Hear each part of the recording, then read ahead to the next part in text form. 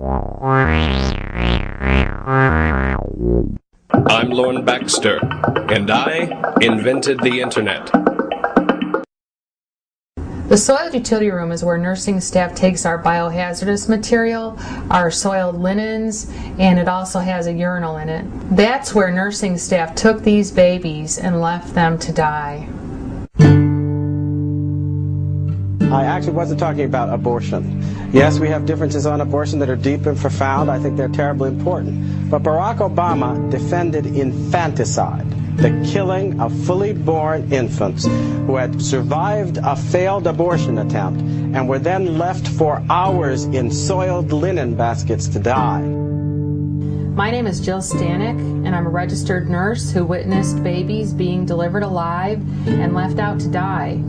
And because of my experience, I was asked to testify on the national level before a U.S. House committee and on various state committees. Christ Hospital, and we now know other hospitals and abortion clinics around the country, are involved in an abortion procedure called induced labor abortion. And for this method of abortion, the abortionist inserts a medication into the birth canal of the mom and induces premature labor. And my experience was that they lived as short as a few minutes to once almost as long as an 8-hour shift. To be clear, these were living babies who were left out to die, and they were issued both birth and death certificates according to Illinois state law. One night, a nursing co-worker was taking a live aborted baby to our soiled utility room to die because his parents didn't want to hold him, and she didn't have time to hold him that night. And when she told me what she was doing, I couldn't bear the thought of this suffering child dying alone.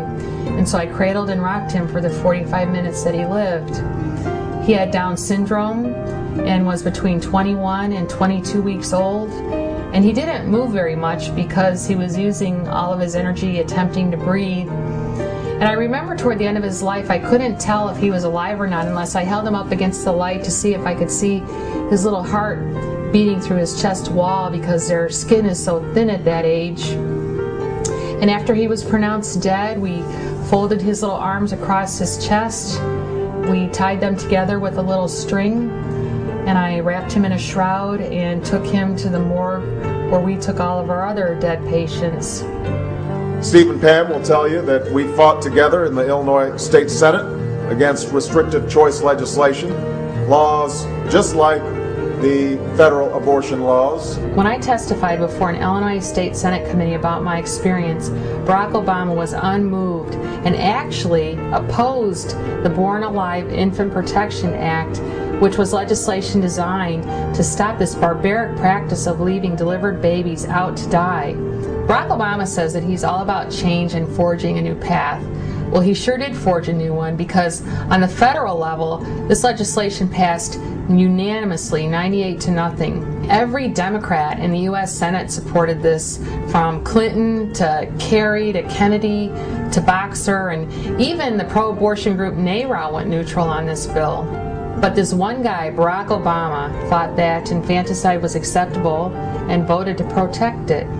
Some people have said that Barack Obama was uninformed or may not have fully understood the implications of this bill, but he voted against it 3 times. That's calculated.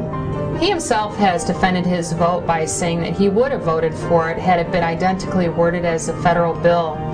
But as chairman of the Health and Human Services Committee in 2003, he stopped the identical wording from being introduced. Barack Obama can play word games, but at the end of the day, his opposition was responsible for living babies being left out to die. And that is indefensible.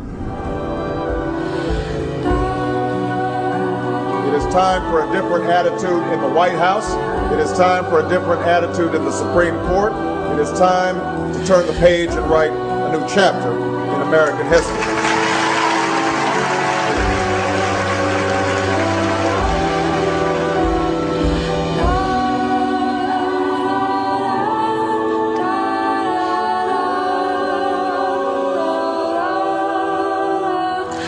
No.